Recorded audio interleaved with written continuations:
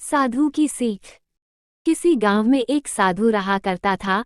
वो जब भी नाचता तो बारिश होती थी, अतः गांव के लोगों को जब भी बारिश की जरूरत होती थी तो वे लोग साधु के पास जाते और उनसे अनुरोध करते कि वे नाचे, और जब वो नाचने लगता तो बारिश जरूर होती। कुछ दिनों बाद 4 लड़के शहर से गांव में घूमने आए। जब उन्हें ये बात मालूम हुई कि किसी साधु के नाचने से बारिश होती है तो उन्हें यकीन नहीं हुआ।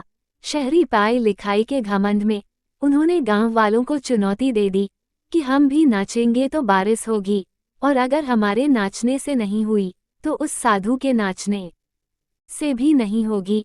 फिर क्या था, अगले दिन सुबह सुबह ही गांव वाले उन लड़कों को लेकर साधु की कुटिया पर पहुंचे।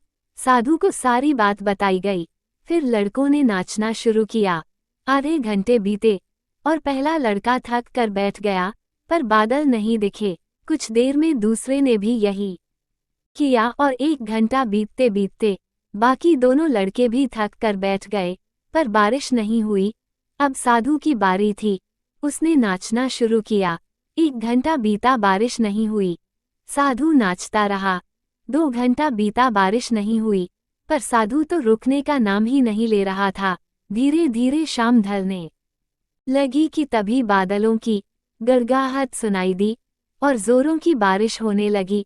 लड़के दंग रह गए और तुरंत साधु से क्षमा मांगी और पूछा, बाबा, भला ऐसा क्यों हुआ कि हमारे नाचने से बारिश नहीं हुई और आपके नाचने से हो गई? साधु ने उत्तर दिया, जब मैं नाचता हूँ तो 2 बातों का ध्यान रखता हूँ। पहली बात, मैं ये सोचता हूँ कि अगर मैं नाचूंगा तो बारिश को होना ही पड़ेगा, और दूसरी ये कि मैं तब तक नाचूंगा जब तक कि बारिश ना हो जाए। फ्रेंड्स, सफलता पाने वालों में यही गुण विद्यमान होता है। वो जिस चीज को करते हैं उसमें उन्हें सफल होने का पूरा यकीन होता है, और वे तब तक उस चीज को करते हैं जब तक कि उसमें सफल ना हो जाएं। इसलिए यदि हमें सफलता हासिल करनी है तो उस साधु की तरह ही अपने लक्ष्य को प्राप्त करना होगा। उम्मीद करती हूँ कि यह कहानी आपको पसंद आई होगी। अगर पसंद आई है तो चैनल को सब्सक्राइब करें, इसे आगे शेयर जरूर करें, और यह जानकारी आपको कैसी लगी हमें कमेंट बॉक्स में जरूर बताएं।